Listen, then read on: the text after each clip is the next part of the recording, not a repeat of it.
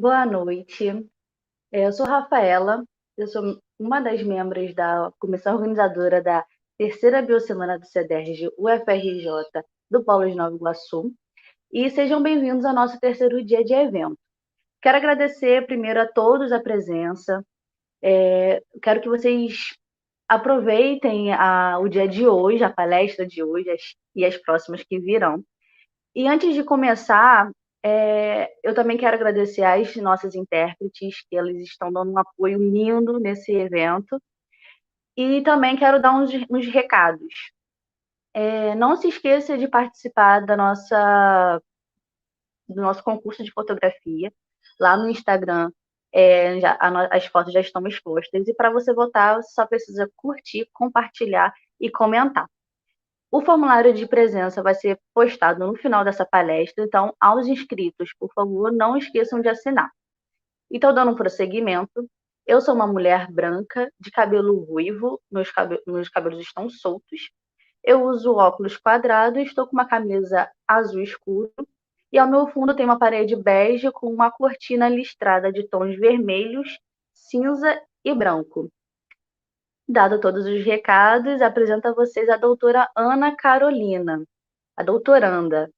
Ela é licenciada em Ciências Biológicas pela UFVGM, mestre em Ciências Ambientais e Florestais pela UFRJ e doutoranda em Ciências Biológicas e Botânica pelo Museu Nacional da UFRJ. Atualmente, ela é professora da Educação Básica e tutora presencial do CEDERJ, nas disciplinas de Diversidade de Seres Vivos, Introdução à Zoologia, Evolução e Insetos na Educação Básica, para o curso de Licenciatura em Ciências Biológicas da UERJ. Sua área de pesquisa envolve ecologia vegetal, botânica, ensino de ciências e educação ambiental. E a sua palestra falará sobre cegueira botânica. Precisamos falar sobre plantas. Então, Ana, muito obrigada pela sua presença, pela sua disposição em compartilhar o seu conhecimento conosco, e a tela agora é toda sua. Boa palestra a todos. Olá, boa noite a todos. Desde já, eu já quero agradecer, né, pelo convite da comissão organizadora, é um prazer estar aqui. Eu sou uma mulher negra, cabelo cacheado, preto, solto, estou com camisa floral e ao fundo tem uma estante com livros e alguns quadros. Vocês podem compartilhar minha tela, por favor? Isso, obrigada. Todos estão vendo direitinho? Bom, eu escolhi o tema, né, cegueira botânica. Precisamos falar sobre plantas. Creio que boa parte de quem está assistindo aqui não conhecia esse termo, né, cegueira botânica. O que é isso, né? O que significa essa expressão? E a maioria das pessoas realmente não sabe, né? Então é importante a gente dar nome ao problema, né, para a gente tentar solucioná-lo. Então existe um problema relacionado à cegueira botânica, né? A gente vai ver qual é a definição disso. E nomeando, né, a gente pode buscar soluções para essa questão, né?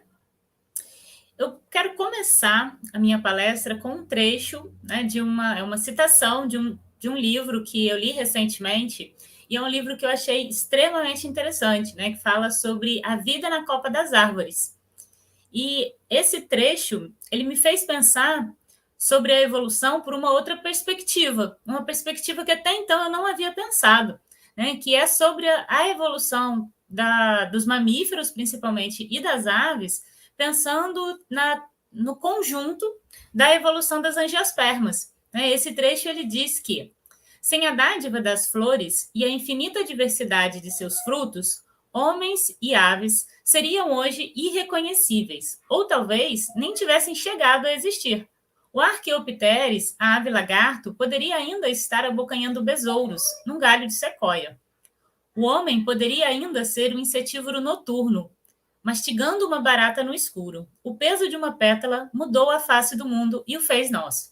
Então, eu sou tutora de evolução, e eu nunca, até ler esse livro, tinha pensado nessa perspectiva, né, de como a evolução das angiospermas, ela contribuiu, né, para moldar a evolução de vários outros grupos de animais, vários outros grupos de seres vivos também. né? Então, as florestas tropicais, elas têm toda a sua evolução baseada nas árvores, né? Principalmente nas angiospermas. Então, é importante a gente pensar nessa perspectiva mais interligada da evolução, né? E não apenas em grupos isolados, principalmente grupos de animais, né? Que é o que a gente vê principalmente, né? O estudo da evolução quase todo, ele é pautado nos animais, né? E não é uma coisa isolada, né? A gente tem que pensar em tudo de modo interconectado. Tenho certeza que para a maioria das pessoas, né, se eu mostrar essa foto, mostrar essa imagem, as pessoas fazer essa pergunta, né, que espécies há nessa foto? Tenho certeza que boa parte das pessoas vão responder assim, com bastante convicção de que é um lobo-guará, né? Que espécies tem aqui nessa foto? Tem um lobo-guará, né? Você fala, o que mais? Né? O que mais que é possível perceber nessa foto? As pessoas vão procurar algum outro bicho, né? Vão procurar um inseto, vão procurar uma ave, né? Dificilmente as pessoas vão reconhecer e falar que tem as plantas também, né? Dá a impressão que a planta ela é um fundo, né? As plantas elas são um fundo e alguma coisa é o que chama mais atenção e alguma coisa que é mais importante, vamos dizer assim, nessa foto, né? E ecologicamente isso não está certo, né? A gente tem que reconhecer que não é só o lobo-guará, né? Olha a quantidade de ser vivo que está nessa imagem, né? Isso não é só o lobo-guará, tem muito mais. Até porque quando a gente pensa no lobo-guará, ele está associado a uma espécie de planta, que é essa daqui, né? O lobo, é a fruta do lobo, né? Ele se alimenta dessa fruta, ele é um dispersor das sementes dessa espécie, né? Então, provavelmente, se eu estou vendo o lobo-guará aí, é porque tem a fruta do lobo também, né? Eles são importantes dispersores, não só da fruta do lobo, mas de diversas espécies. Então, é um erro quando a gente simplifica, né, o ecossistema em poucos grupos de seres vivos. E é isso que a gente tem que pensar, né? Em como mudar isso. A botânica nem sempre foi tão negligenciada, né? Ter o conhecimento sobre as plantas, ter um conhecimento sobre botânica, né, já foi visto como uma forma de elegância, de inteligência, de bom gosto, né? Antes do século XX, ter o conhecimento de botânica estava restrito a pessoas nobres, né? E isso na Europa, isso para a burguesia, né? Se a gente pensa até mesmo nos povos mais simples, ter o conhecimento das plantas também era muito importante, né? Os raizeiros, as mulheres que conheciam as plantas medicinais, essas pessoas eram muito bem vistas dentro das comunidades, né? Então, a botânica, ela já foi uma ciência muito amada, né? Que Linneu, ele até chamava a botânica de ciência amabilis, né? Porque ela era uma ciência muito amada, né? E como que isso vai de uma ciência tão amada para uma ciência que hoje ela é negligenciada, né? Por que isso aconteceu? Para a gente ter uma ideia de como que a botânica ela era um sinônimo, né, de elegância, Dom Pedro I e Dom Pedro II eles tinham um apreço muito forte por botânica, né? Eles gostavam de estudar, gostavam de conhecer botânica, tanto é que eles financiaram uma das obras mais importantes que até hoje, né, que existe até hoje, que é a Flora Brasiliensis, né? Ela é uma obra da ciência, uma obra da botânica e uma obra de arte. Eu não sei se vocês já tiveram acesso à Flora Brasiliensis, a gente tem o site, né? Então vocês podem entrar no site, podem olhar, né, as pranchas, as flores, e é uma obra maravilhosa, é lindo, né? Você olha, é incrível, né? A riqueza de detalhes que estão ali presentes. Então, isso mostra o quanto a botânica ela era valorizada, né? O apreço que eles tinham pela botânica. Só para dar mais alguns exemplos, né, de como que a botânica ela era importante, principalmente para a família imperial, né, eles tinham um apreço ainda maior por essa espécie aqui, essa da primeira imagem, que é a guapeba, né? Então eles tinham, olha o epíteto específico imperiale, né? Então ela leva esse epíteto aqui, né, em homenagem à família imperial, porque eles trouxeram várias mudas, eles plantaram, então era uma espécie que eles tinham um carinho muito grande, né? Outro exemplo disso são as palmeiras imperiais. As palmeiras imperiais, elas remontam a lugares sofisticados, né, chiques, eram sinônimos de nobreza, né? Então, olha, é uma planta que tem um significado, né?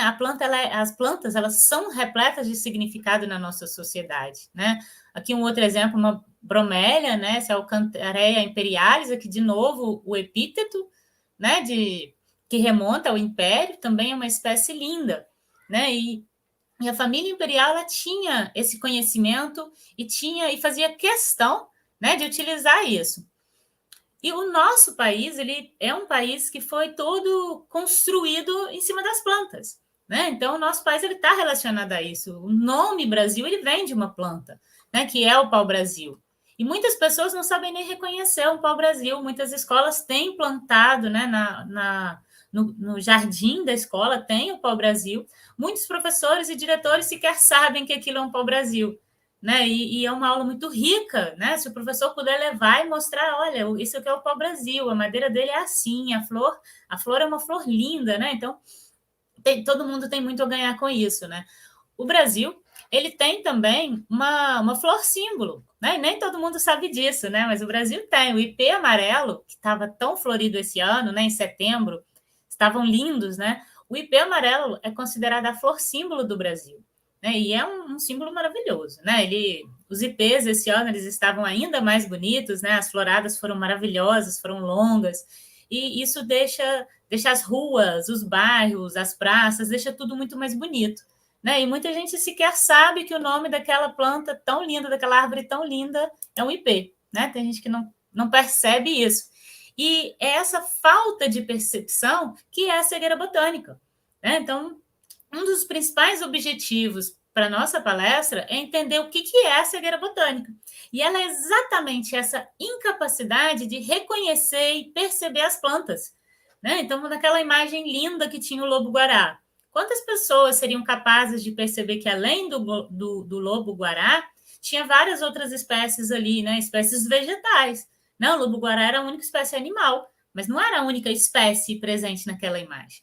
Então, essa incapacidade de perceber a importância das plantas é que conceitua com cegueira botânica, né? Então, muitas pessoas têm essa cegueira botânica, muitas pessoas não enxergam as plantas e não enxergam o quanto as plantas elas são importantes, né? Então, não é apenas uma questão de gosto, né? Eu gosto de botânica. E nem todo mundo gosta, e está tudo bem, né? As pessoas têm gostos diferentes e não tem problema.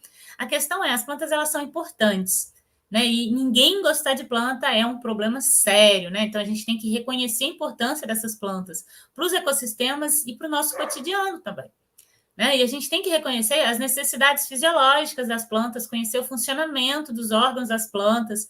Então, não perceber e não conhecer tudo isso é que constitui a cegueira botânica, né? E, além disso, muitas pessoas também consideram as plantas inferiores aos animais, né? Então, como se fosse uma escala, né? Aquela da ideia de que a evolução ela seria com degraus, né? Alguns são mais importantes e superiores, enquanto outros seres são inferiores e menos importantes, o que nós sabemos que está errado, né? Então, a cegueira botânica é justamente essa falta de percepção com relação ao reino vegetal, né? Mas por que isso acontece, né? Alguns cientistas eles acham que essa cegueira botânica ela seria uma condição default, né? Uma característica dos seres humanos, porque o nosso cérebro ele processa uma grande quantidade de imagens, né? Mas ele não pode priorizar tudo o que acontece, né? Todos os elementos de uma imagem. Então ele vai estabelecer prioridades. Quais são essas prioridades? O que se movimenta, o que tem cores salientes, elementos que já são conhecidos, elementos que possam trazer ameaças. E as plantas não se movimentam diretamente, né? Então você não vai perceber assim, esse movimento tão rápido. Se não tiver flor nem fruto, dificilmente elas vão ter cores salientes. E, caso a gente não conheça, né, elas também não são ameaças, né? Então, de acordo com alguns cientistas, por isso nós não percebemos tanto as flores quanto nós percebemos os animais, né? Porém, existem outros fatores que pesam nessa cegueira botânica, né? Porque isso acontece agora, mas antes isso não acontecia, né? Além do que, nós somos primatas, a gente não pode esquecer disso também. A gente é primata. Se a gente é primata, nós evoluímos de grupos de outros primatas que se alimentavam de plantas, né? Que eram essencialmente herbívoros. Então, conhecer folha, conhecer fruto, conhecer semente, isso foi importante ao longo da nossa evolução. Então, não dá para a gente achar, né, que o nosso cérebro não sabe reconhecer isso, porque ele sabe. Até porque, se você conhece com pessoas que moram no campo, essas pessoas reconhecem super bem, né? Essas pessoas dão uma volta no mato, elas dão um show na gente que é da academia, porque elas conseguem reconhecer.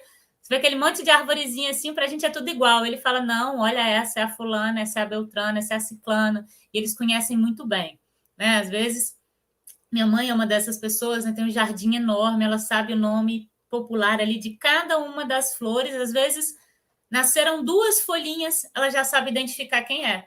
Então, não é uma característica do nosso cérebro, né? Por que algumas pessoas conseguem e outras não? Então, isso é uma falta de treinamento também, né? E o mundo urbanizado, ele contribui muito para essa cegueira botânica, contribui muito mesmo, né? Porque quando nós pensamos em plantas, a nossa alimentação, ela é fundamentalmente de plantas, né? Até mesmo quando a gente come carne, tem a ver com a planta, né? Porque que o frango comeu, que a vaca comeu. Então, ela vai ser toda baseada nas plantas, né? Elas são a base da cadeia alimentar. Só que quando você pensa em comida, você pensa o arroz, o feijão, a farinha de trigo, né? Que faz o bolo, faz o pão. Quando que a gente lembra que isso é planta? Né? Você come o pão, quando você come o pão, você pensa, né, que isso veio do trigo, que o trigo é uma planta. Dificilmente as pessoas pensam nisso. Né? Quando eu dou a aula falando sobre plantas no ensino fundamental, né? Eu falo para os alunos: vocês comeram planta hoje? A maioria fala: não, eu não gosto de alface. Eu falei assim: mas que você comeu? Que ele vai falando, eu falo: pois é, isso aí é arroz, é feijão, é trigo, né? Então é quase tudo planta, gente, né? Então, só que nós temos o contato com essas plantas de modo muito processado, né? Então, quando você pensa na mandioca, a gente pensa na mandioca frita, branquinha ali, sem nada, né? Mas a gente lembra que a mandioca ela é uma planta, tem aqui as suas folhas, ela é uma raiz. A gente pensa nisso? Não pensa, né? E, obviamente, não passa isso nem para os nossos alunos, nem para os nossos filhos, né? O milho, a mesma coisa, né? A gente come ali o cereal super industrializado com um monte de açúcar, nem o açúcar a gente lembra, né? Que ele também vem das plantas. Mas a gente come ali o cereal que é 50% milho, mas tem criança que não conhece uma espiga de milho, que nunca viu um pé de milho. Guaraná, né? Olha como o Guaraná ele é bonito, né? Como ele chama atenção. E poucas pessoas conhecem isso, né? Então, muita criança e até adolescente sequer sabe que Guaraná é uma planta, né? O Guaraná vem ali na garrafa, né? E não é assim, né? Então, a questão do mundo urbanizado contribui muito para a cegueira botânica, né? Então, a gente tem que repensar isso. Além desses fatores, também existe uma predileção por animais, né? Eu gosto de zoologia, não minto, eu adoro zoologia. A questão é, a gente tem que ponderar, né? Não é só a zoologia. Então, e existe uma predileção, uma preferência por mostrar animais na mídia, né? Então, a televisão, o Globo Repórter, geralmente mostra animais, né? Os programas de vida selvagem, a vida selvagem é só animais, né? E a cadeia alimentar, eles esquecem da primeira etapa da cadeia alimentar e a cadeia alimentar começa da predação em diante. A primeira etapa, eles pulam, né? Então, isso também contribui muito para que as pessoas não enxerguem que a botânica ela faz parte do ecossistema, né? As plantas fazem parte do ecossistema. E, infelizmente, isso também acontece com professores, né? Professores de ciências e professores de biologia. Eu conheço vários professores que falam que não gostam de botânica. Não gosto de botânica, né? E deu graças a Deus que não tem mais botânica ali direto na BNCC. Se não está lá, eu não vou ensinar. Isso é um problema seríssimo, né? Porque o professor não gosta de botânica, não ensina botânica. A criança não aprende botânica. Aí ela se torna um adulto, que também não conhece. Caso ela se torne professor, ela vai repetir esse ciclo vicioso, né? E é um ciclo vicioso de cegueira botânica, onde a pessoa não reconhece que as plantas têm a sua importância, né? Então, isso é gravíssimo, né? Então, isso tem a ver com diversos fatores, né? Essa questão dos professores, né? Então, existe essa questão do gosto, né? Não gosto de botânica. Existem os professores que não tiveram uma formação suficiente, né? Então, infelizmente, muitos cursos de pedagogia, muitos cursos de licenciatura, eles não têm uma formação adequada em botânica, né? Então, infelizmente, até na faculdade, às vezes a disciplina de botânica, ela vai ser uma disciplina que é excessivamente teórica, né? Então, quando os meus alunos falam que não gostam de botânica, aí eu pergunto por que você não gosta? Eles falam, nossa, botânica é só decorar nome. Não, gente, botânica não é. Botânica é uma flor. né? Botânica é uma folha, é você olhar o cloroplasto ali no microscópio. Botânica não é decorar nome, né? Eu dou aula de zoologia. Zoologia tem muito mais nome do que botânica e ninguém reclama de zoologia por causa dos nomes. Então, por que a botânica tem que ser assim? Né? Botânica não é nome, né? O nome está ali para ajudar e para facilitar. Imagina se as coisas não tivessem nomes. Ia ser muito mais difícil, né? Então, até mesmo na faculdade, boa parte das disciplinas de botânica são desestimulantes. Então, as pessoas não se interessam. Faz porque é obrigado. Né? Eu faço biologia, mas eu não gosto de planta. Faço porque eu sou obrigado a estudar botânica. Isso é muito triste, né? Porque leva a um ensino de ciências e um ensino de biologia que ele é todo mutilado, que ele é fatiado, né? Ele fica defasado, né? Porque ele falta um reino completo, o estudo de um reino completo dentro da biologia. Né? Aí esses professores, eles fazem com que as crianças, obviamente, fiquem desinteressadas e fiquem entediadas. Aí ninguém gosta de botânica mesmo. Né? Aí eu concordo com as crianças, né? Quem vai gostar de ficar só decorando o nome, sentado, olhando para o caderno? Ninguém gosta, nem a gente gosta. Né? Aqui eu trouxe alguns convites à reflexão. Isso é uma propaganda do Conselho Federal de Biologia de 2018. Ele trazia uma imagem, que era essa daqui, e logo na sequência ele trazia a segunda imagem, né? O que você vê, o que o biólogo vê. Eu fiquei tão chateada com essa imagem, né? Porque o que você vê, gente, isso daqui é uma das estratégias evolutivas mais lindas que existem. Né? Isso é uma inflorescência, você tem centenas de flores ali, cada uma com a sua morfologia, formando uma simetria radial ali maravilhosa. Né? Então, uma estratégia reprodutiva para poder atrair os polinizadores. E eles resumem isso aqui a uma abelha. Né? Por que a abelha está aí? A abelha está aí porque ela foi atraída pelo polinizador. Né? Então, o biólogo não tem que ver a abelha isoladamente. Isso é a campanha do Conselho Federal de Biologia. Né? Então, ela foi elaborada por biólogos, e o biólogo tinha uma cegueira botânica quando elaborou isso, e ninguém detectou um problema. Né? Então, o cara fez a postagem e ninguém viu que isso era um problema. Né? Para vocês verem que não é um problema só do ensino de ciências e biologia, né? Aqui tem um outro exemplo. Essa foi uma carta aberta que foi escrita por ambientalistas e ela queria trazer, né? A gente percebe que eles queriam trazer aqui uma associação simbólica entre a Terra e um átomo. Né? Então, ele traz que o núcleo do átomo é o planeta e os elétrons representam os seres vivos. Mas olha só, quem são os seres vivos? Né? Os seres vivos são animais. Os seres vivos são só, né? Não é só cegueira botânica, né? Faltou um monte de coisa, né? Então, ele traz representando os seres vivos, mamífero, aves e insetos. Para mim, isso daqui, até para apresentar os animais, está defasado, né? Poderia ter sido mais representativo até dentro dos animais. Mas então, e foi uma carta feita por biólogos ambientalistas, a gente que deveria ter a noção de como que funciona um ecossistema. Um ecossistema ele não é formado somente por animais. E qual o problema, né? Então, mas ninguém gosta de botânica. E daí? Qual o problema? Para que serve eu aprender botânica? Isso tem alguma importância na minha vida? Minha vida muda se eu não souber botânica? Então, vamos lá. Vamos listar alguns probleminhas, né? Se as pessoas elas não reconhecem que as plantas elas são importantes, quando eu falo plantas, não são só as flores bonitinhas, né? Tem as árvores. Né? Então, se as pessoas elas desconhecem que árvores são importantes, que florestas que são formadas por árvores são importantes, essas pessoas elas também não vão ter uma consciência ambiental. Não tem como você ter uma consciência ambiental sem reconhecer a importância das árvores e das florestas.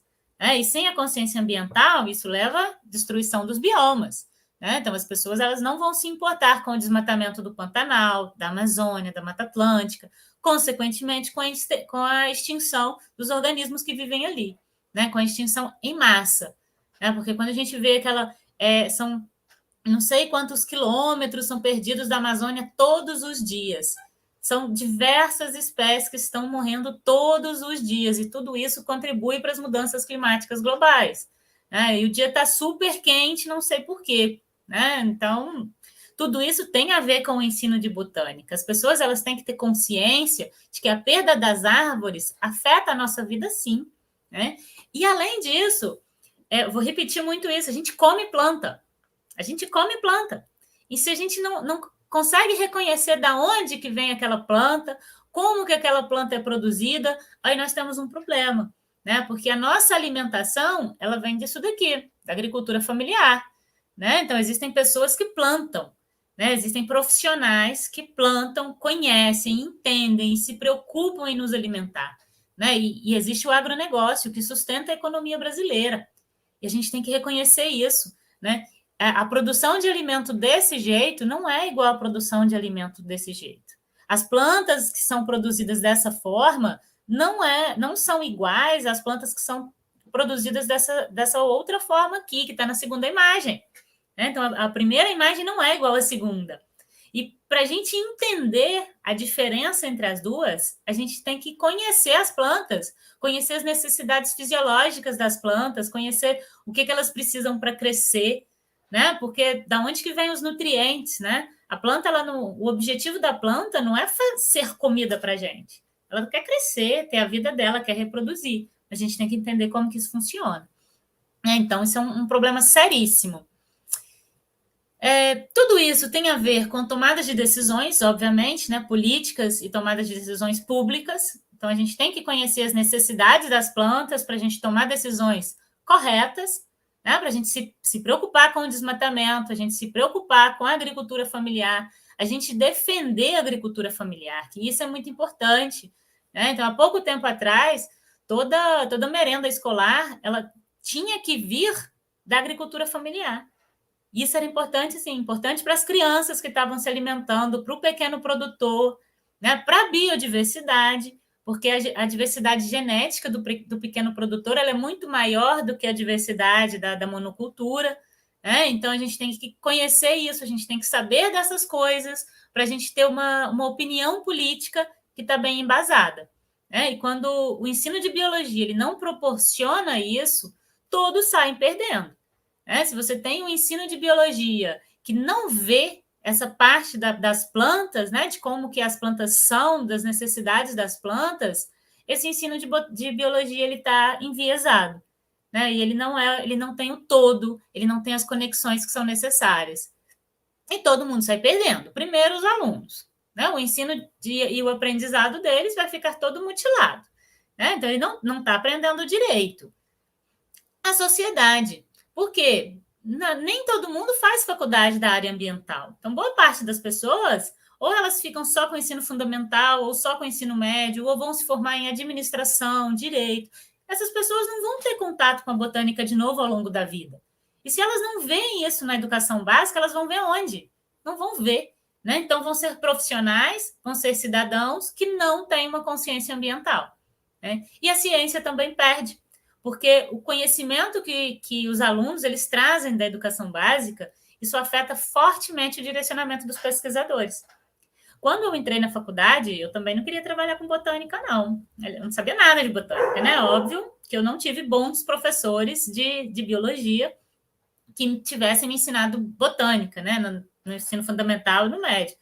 Cheguei na faculdade, eu queria estudar ecologia, mas a minha ecologia era a ecologia dos animais, não era a ecologia das plantas, né? E quando comecei a ter aula de botânica, a professora era muito incrível, eu tive professoras muito maravilhosas de botânica, né? Então foi assim, uma visão de mundo que eu não tinha, né?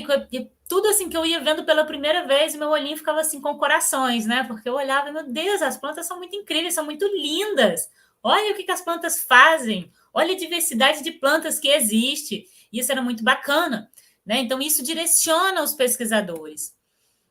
Por que arborizar? Eu trouxe aqui alguns aspectos relacionados a isso, né? De que quando a gente entende a importância das plantas, a gente também começa a perceber que é importante a gente plantar árvores, né? Não precisa ser só árvore, não. Às vezes você não tem espaço para plantar uma árvore, faz um jardim, faz uma horta, né? Faz um vaso de planta, tudo isso é importante.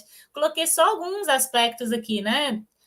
Amenizar a temperatura, aumenta a umidade do ar, barreira contra vento, ruído, luz, intercepta a água da chuva, sequestro de carbono, que é extremamente importante agora por causa, né, do aquecimento global, das mudanças climáticas, bem-estar psicológico, porque nem se compara quando a gente anda numa praça, numa rua arborizada, do que quando você tem aquele lugar que é só asfalto, né, horrível. o estresse vai lá em cima. Lugar arborizado, não. Né? Você descansa. Você dá uma volta numa praça toda arborizada, você descansa só de estar ali. Né? Então, o bem-estar psicológico conta, é óbvio, né? Aumenta a permeabilidade do solo, corredor ecológico, né? Sem contar que várias espécies de animais eles vivem nas árvores. Né? Então, as árvores elas têm epífitas, elas vão ter insetos, vai ter um monte de coisa que uma árvore nunca é só uma árvore, gente, nunca. Né? Uma árvore ela está sempre associada a um ecossistema que vive ali, conectado com ela. Né? Então, a gente tem que pensar tudo isso, né? E a gente tem que defender e plantar quando for possível, né? Então, cada árvore conta. Como mudar, né? Então, a gente já entendeu que existe um problema, que é a cegueira botânica e tal, mas beleza. E como que a gente resolve? Né? Então, eu sou um professor de ciências e biologia, eu quero trabalhar isso. Primeira coisa, esquece aquela parte tão maçante, tão teórica, né? Quais são os principais objetivos da gente ensinar botânica? O objetivo da aula de botânica é o aluno decorar nomes e ciclos de vida? Para mim, não. Né? Quando eu elaboro os objetivos de um plano de aula, esse não é o meu objetivo principal. Se ele guardar os nomes, excelente, né? Eu coloco os nomes ali para ele copiar, para ele anotar, falo um monte de vezes na cabeça dele, mas esse não é o objetivo principal. O objetivo principal é ele entender, olha que o corpinho da briófita, ele entender que a briófita ela tem que estar ali no lugar úmido por determinados motivos. Né? Então, a gente não precisa ficar frisando aquele monte de nome difícil. Ele tem que entender quais são as necessidades das briófitas. Ah, é por isso que eu só vou encontrar briófita em tal lugar, em tal lugar. Pteridófita, a mesma coisa. Então, a gente tem que estabelecer objetivos que sejam realmente importantes, né? E aula prática, atividade de campo, se for possível, né? Para quem trabalha em faculdade, quem dá aula em faculdade, faz aula de campo, faz aula de laboratório. Na escola, a gente não precisa de um laboratório para fazer uma aula prática com botânica. Na sala de aula, a gente consegue fazer isso. Né? E na sala de aula, você pega musgo, você leva o lodo para a sala de aula, você leva uma folha de samambaia. Hoje é tão fácil a gente comprar. Eu tenho um microscópio USB, olha aqui, isso aqui são grãozinhos de pólen.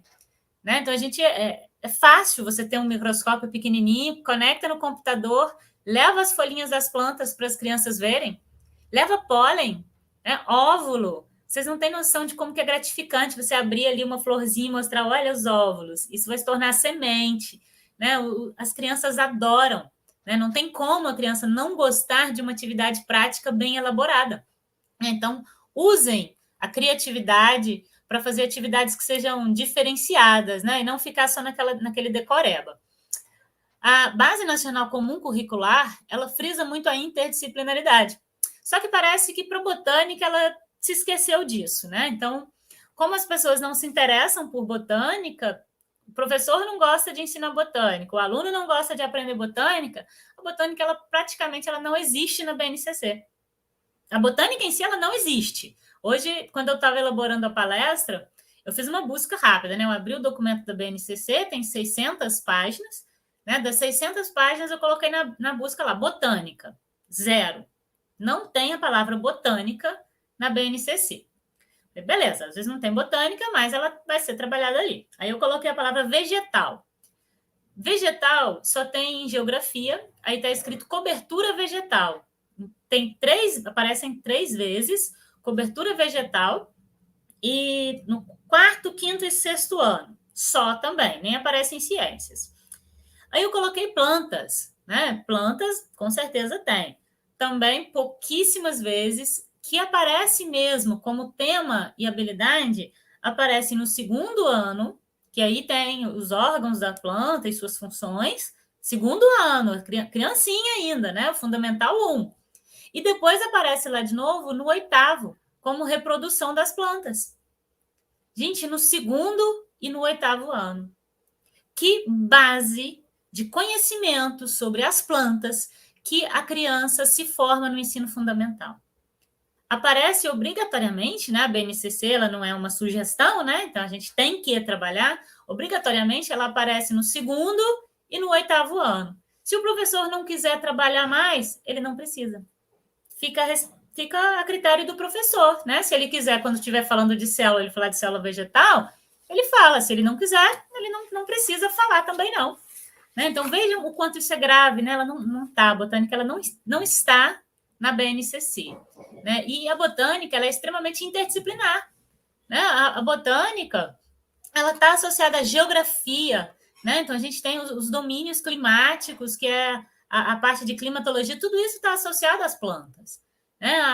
A própria história, a história de todas as sociedades ao redor do mundo, ela se baseia em quê? Nas culturas, né? Cultura de plantas, gente, na agricultura. A gente só se estabeleceu enquanto sociedade a partir do momento que a gente começou a plantar, a colher, né? E foi isso que nos definiu enquanto humanos de verdade, né? Quando a gente começou a se organizar ali e ter nossas plantações, né? Plantação de arroz, de trigo, de milho na América Central, de mandioca na América do Sul. Então, foi isso que fez com que a gente se tornasse essencialmente humano, né? E parece que não, né? Não está ali na BNCC. Sociologia, obviamente, né? Quando fala essa questão da história das sociedades, então a botânica ela tem essa influência enquanto alimento, enquanto produção de medicamento também, né? Boa parte dos medicamentos estão relacionados a isso. Uma forma da gente atrair a atenção dos alunos, e aí vai de criancinha até adulto, né? Eu adoro uma história, né? Então, se for em algum lugar alguém começar a contar uma história, eu já fico minha antena ligada, que eu adoro ouvir uma história, principalmente lenda. Né? Então, a gente deve, né? A gente poderia não, a gente deve usar isso também no ensino de botânica.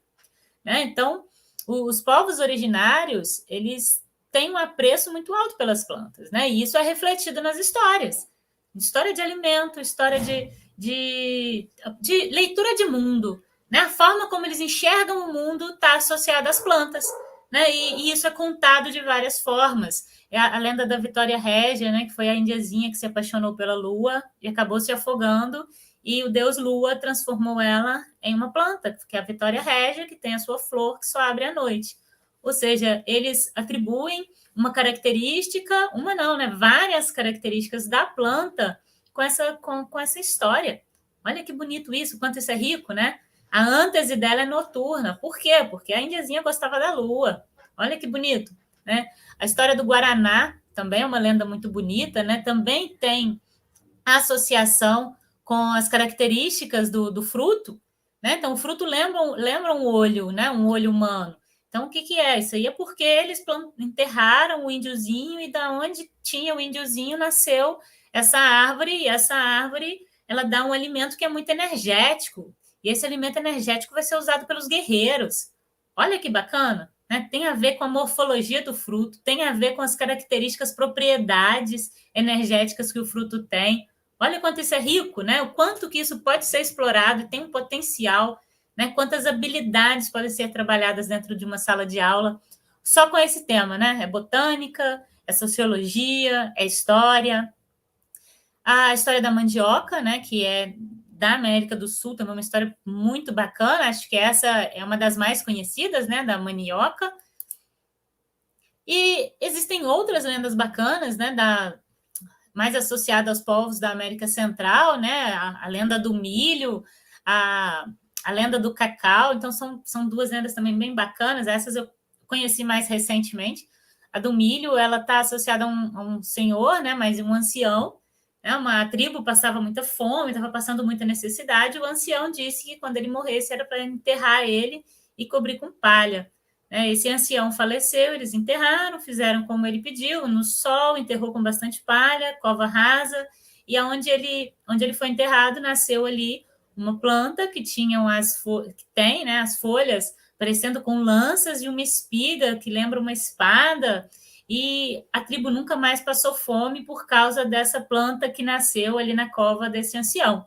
Olha que legal, isso é um milho, né? O cacau também, né, ele tem fala sobre uma tribo, né, que queimava muito, né, tava queimando as florestas, e certa ocasião ela queimou uma floresta e sobrou apenas um tipo de árvore, e essa árvore passou a dar esse fruto que era também bastante energético, bastante rico, né, e por causa disso a tribo também não mais passou fome.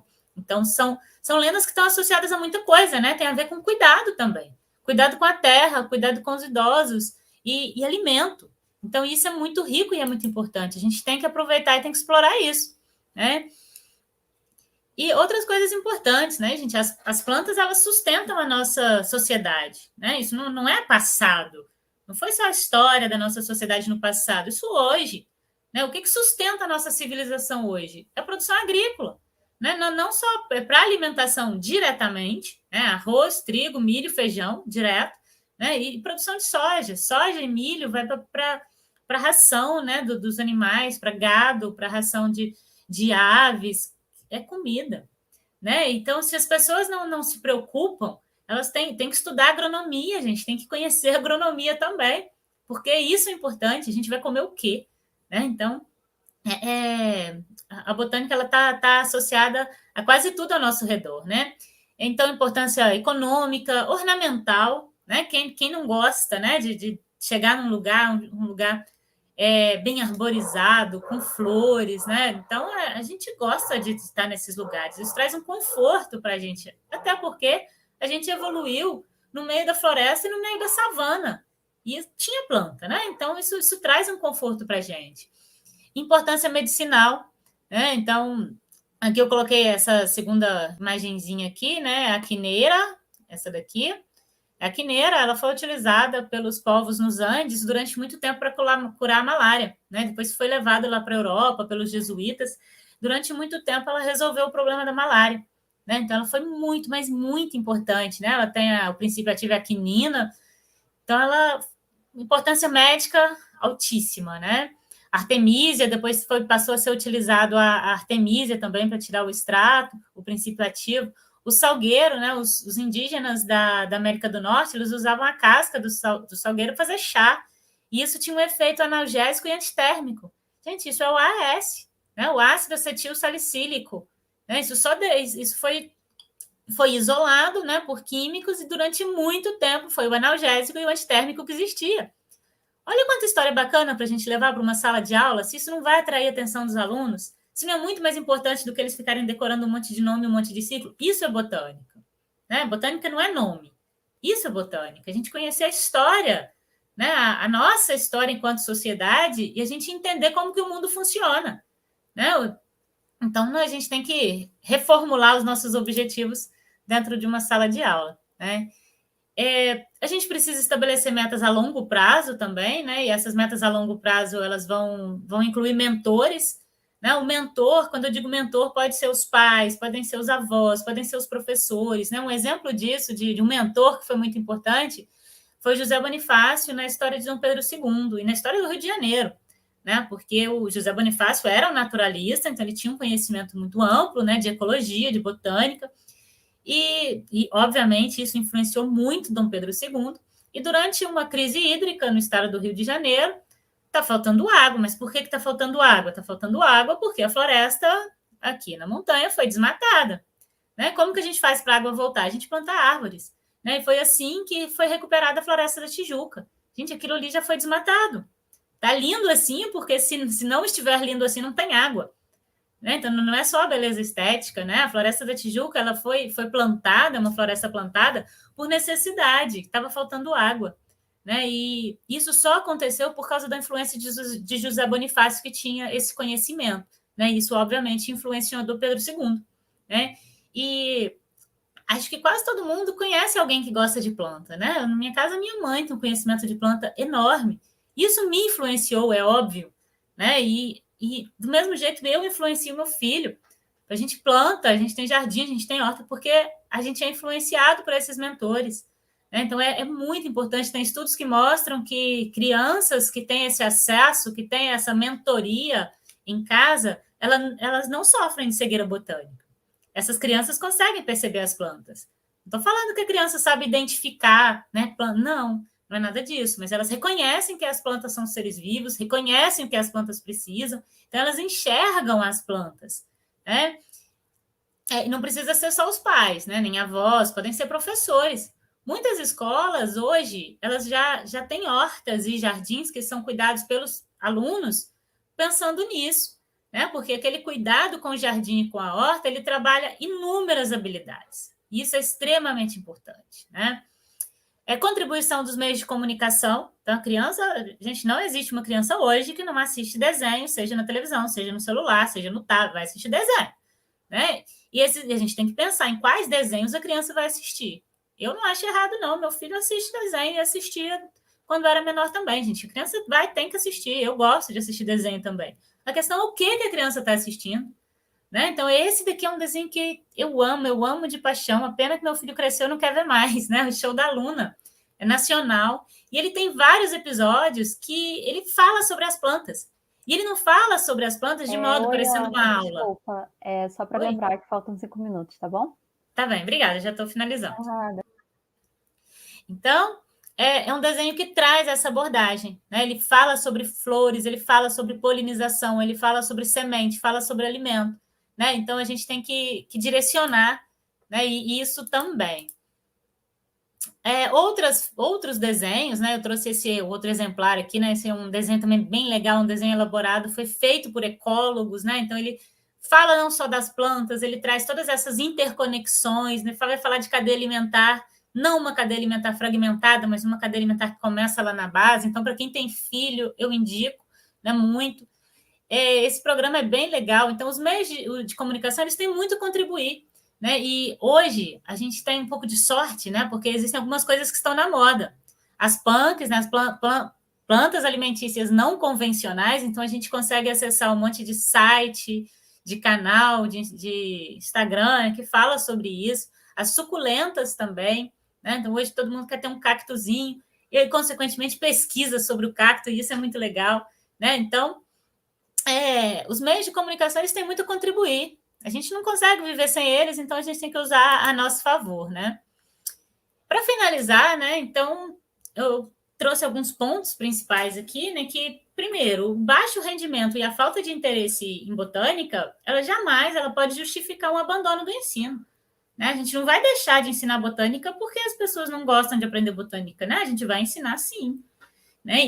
Mas isso não está na BNCC. Não tem problema, a gente traz uma abordagem que ela é paradidática.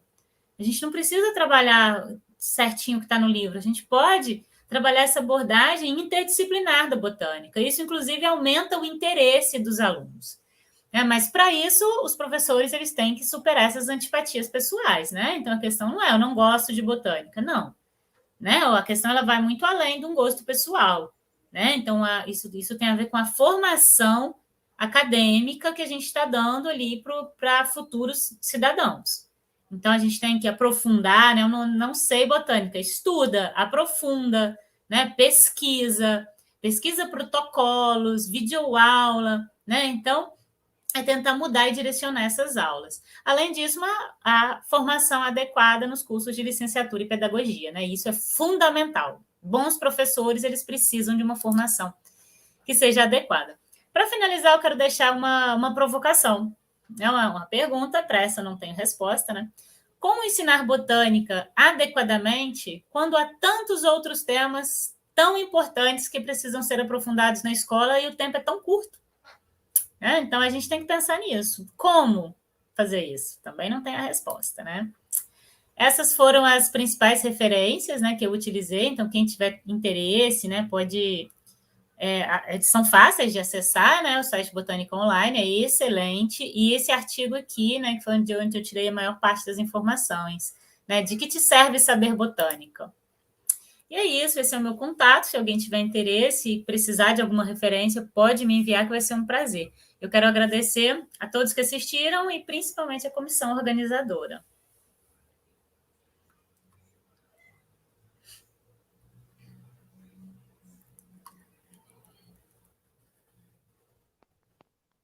Oi, tá me ouvindo agora? Ai, foi perfeito a sua abordagem no tema, foi super leve, mas super importante a gente saber. Realmente é importante a gente saber botânica, eu também nem lembro.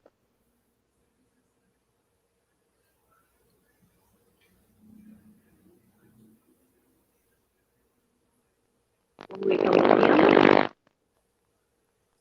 Está com ruído, o áudio está muito ruim.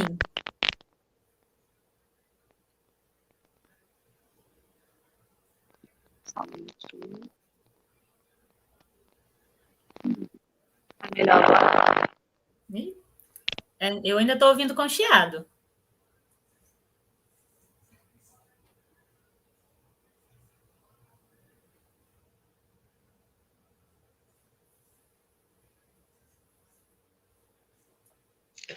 Oi, gente. Deu um probleminha ali na transmissão da Rafaela, tá?